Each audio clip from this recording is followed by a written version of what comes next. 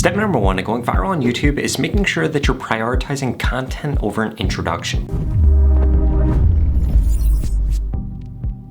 What do I mean by this? Exactly what I'm doing in this video. I'm getting straight to the point. In your content, you need to get straight to the point, or you need to be giving away the best part of the video immediately. Why do you need to do this? Because otherwise people are going to be disinterested. If you look at the majority of videos on YouTube, their retention graph looks something like this. And as you'll notice, the majority of people leave in the first 30 seconds. And the reason for this is because you're introducing yourself or you're talking about something that has absolutely nothing to do with the video. And if you're able to cut back on this by 5, 10, 15%, well, guess what? It's going to increase the odds that your video actually ends up going viral on YouTube, because you're going to keep people longer in the beginning. And once you get somebody past the first 30 seconds of a long form video or the first 3 seconds of a short, the odds of them leaving at any other point in that video are really, really slim unless you do something to annoy that person.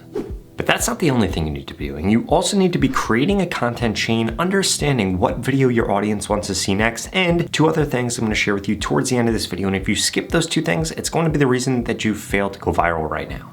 But for now, let's get into understanding exactly what your audience wants to see, because the only way that you could predict what your audience wants to see in the future is to study what they've watched in the past. And I have 3 ways that you could do this. The first way, and this way is not ideal at all, it's probably what you're doing, is just to come up with random ideas. I consult with thousands of YouTubers, and almost all of them, especially the small ones, say that they create content off of random ideas that they've had. And this is one of the worst things that you could do, because sometimes you'll be right, sometimes you'll be wrong, and you should have a formula for actually being able to figure out which ideas are good and which ideas are bad. Because here's the deal. Every single one of us has 24 hours. I have 24 hours, you have 24 hours, Mr. Beast has 24 hours. The reason he gets a lot of views is because of the topics that he goes after. So if you start choosing better topics than your competitors, guess what's going to happen? You're going to end up getting more views. So that first way of coming up with content ideas, just coming up with random ideas, let's throw that one out the window and let's only use the next 2 ways I'm going to share with you.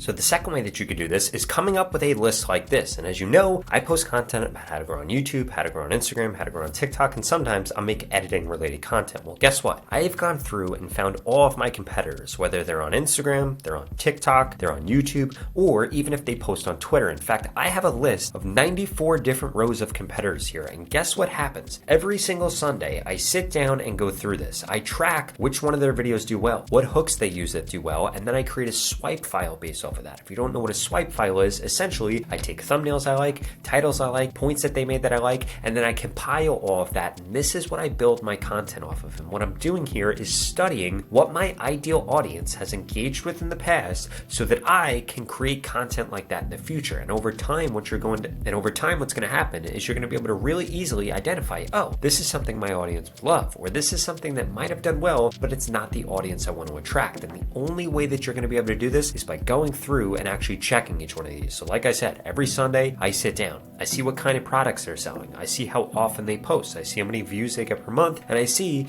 which one of their pieces of content are resonating with the audience and I'm trying to reach so that I can do a better job than them. The next thing that you can do is come into your analytics and then under this research tab right here, this is going to show you all the top searches for your channel. It's going to show you other content that your audience is interacting with. And this is going to tell you exactly how long your video should be, what the topic should be for your videos, and even what your thumbnails could look like. Because look, if you are going to show up against all of these different videos, your ideas need to be better. Your ideas need to keep people on YouTube longer. And you need to make sure that your thumbnails and titles stick out amongst these, because at the end of the day, YouTube content isn't consumed in a vacuum. In fact, if we pull up YouTube right now, guess what we're going to see? A bunch of different things. So somebody has a choice to click on all these different videos or keep scrolling and all these different videos or keep scrolling and all these different videos. So guess what? You need to make sure that your content is a better idea and hits your audience more closely than all these videos do. Otherwise, you're not going to win the click, you're not going to get the view, and your audience is never going to find out about you. In addition to that, what you could do is come under audience right here, scroll down and see the content your audience is watching. If you're not also creating content that looks like this,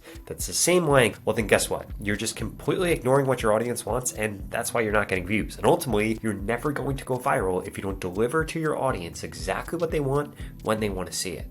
Now, you can't predict what your audience wants to see without knowing exactly what trends are happening on social media. And lucky for you, good friend of our channel, HubSpot, created a 2024 social media trends report that is going to tell you about all the trends that are happening in social media right now so that you can hop on them and take advantage of them before your competitors do.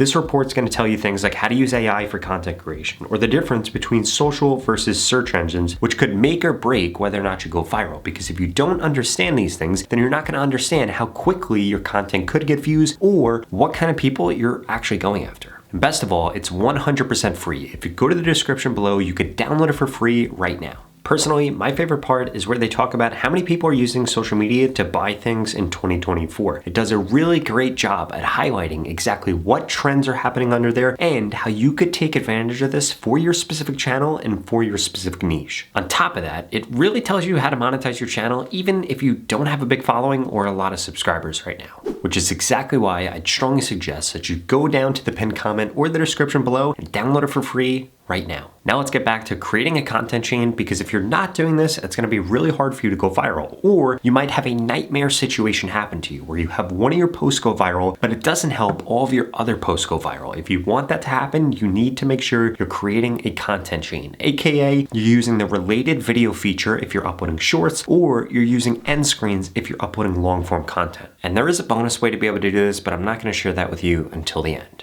So if you're uploading long form content, what you want to do is make sure that you're adding an end screen into your content. Now, if we go in here, we can watch the end of this video and see the end screen call out that I actually used.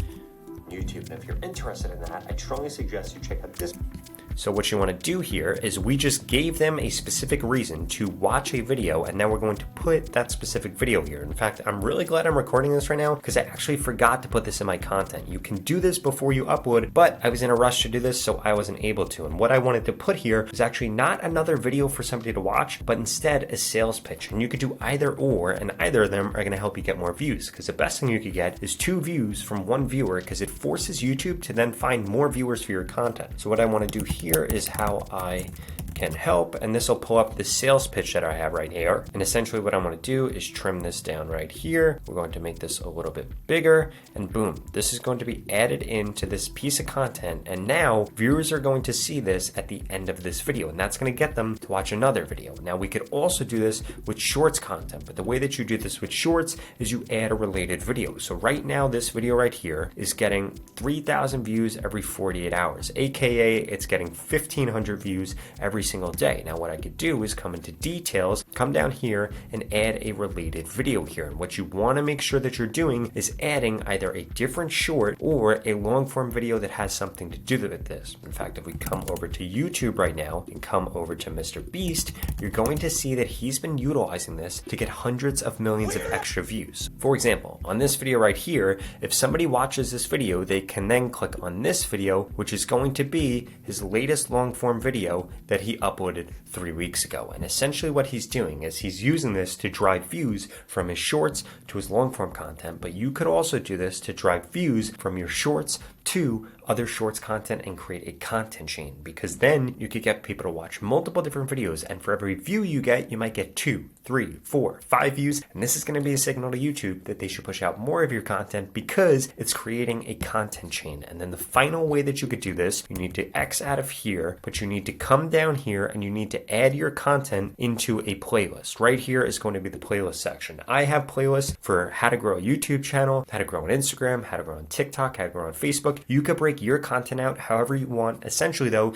you just want it to be relatable, different pieces of content so that somebody can watch all of them in queue. And again, this leads to a content chain. So when one video goes viral, all end up benefiting from it, and this skyrockets your views. And now it's time for the 2 most important parts when it comes to going viral on YouTube. And that's going to come down to whether or not there's an audience that's interested in your content and how many people that is, because it's going to completely dictate how many views you end up getting and the average view duration you're getting in your content. Because if you can't get these 2 things right, well then YouTube isn't going to push out your content to get more views.